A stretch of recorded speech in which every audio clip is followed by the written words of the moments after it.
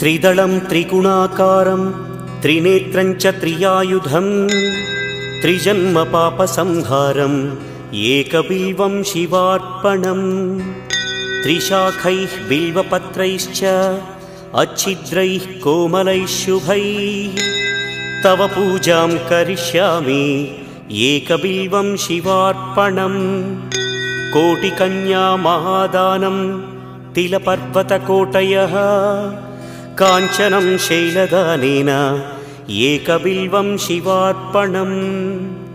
काशीक्षेत्रनिवासं च कालभैरवदर्शनं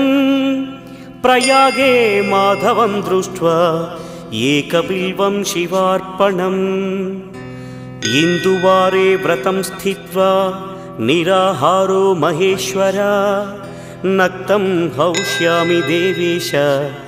एकबिल्वम्।